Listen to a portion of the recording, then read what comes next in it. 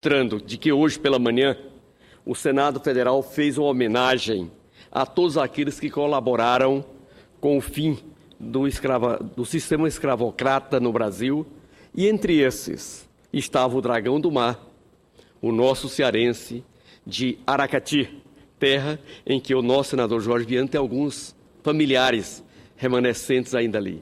Portanto, senhor presidente, eu quero começar agradecendo a homenagem que o Senado Federal prestou na data de hoje a todos que contribuíram pela igualdade racial no Brasil desde a abolição da escravatura.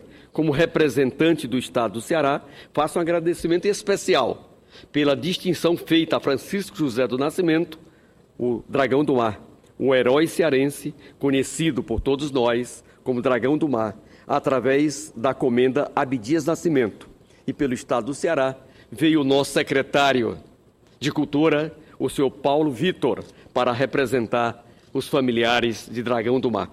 Essa homenagem a Francisco José Nascimento transcende as terras cearenses, dada a sua importância histórica na luta a favor da libertação dos escravos do Brasil. Descendente miscigenado de escravos, Dragão do Mar era filho de pescador de Manuel do Nascimento e da rendeira Matilde Maria da Conceição. Aos 8 anos de idade, ficou órfão do pai, que faleceu nos seringais da Amazônia, a região onde nosso Jorge Viana foi nosso governador do Acre por 8 anos e faz ali política muito forte nesse setor.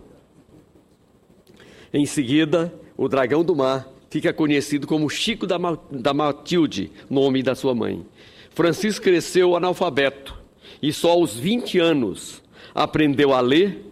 Pescador, tornou-se chefe dos catraieiros, assim chamados os condutores de jangadas e botes do litoral da capital do Ceará, e trabalhou nas obras do Porto de Fortaleza a partir de 1859. Depois, empregou-se como marinheiro em um navio que fazia a linha Maranhão-Ceará, em que o nosso senador da nossa Rondônia conhece muito bem. E alguns anos mais tarde foi nomeado prático da Companhia dos Portos em 1874. No período entre 77 e 1879, o Ceará foi assolado por uma grande seca, o que desorganizou a produção do Estado e obrigou os fazendeiros a vender seus escravos para o sudeste do país. Convivendo com esse drama do tráfico de escravos, Dragão do Mar liderou os jangadeiros para não mais embarcarem ou desembarcarem negros escravizados no litoral cearense.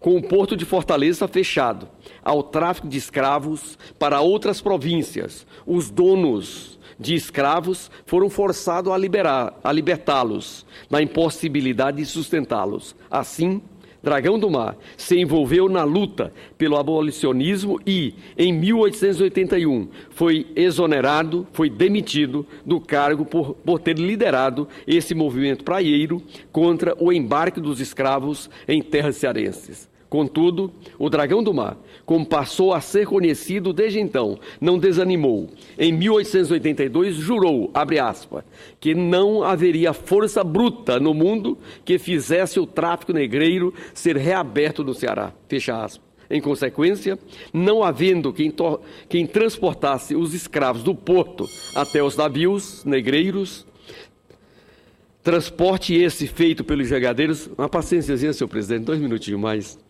O Estado do Ceará decretou, em 1884, pioneiramente no Brasil, a libertação de seus escravos. Tal fato valeu ao Estado do Ceará o nome de Terra da Luz, dado por José do Patrocínio, e fez aumentar os ânimos de todos os abolicionistas do Brasil, merecendo, inclusive, as saudações aos cearenses do grande escritor francês Victor Hugo.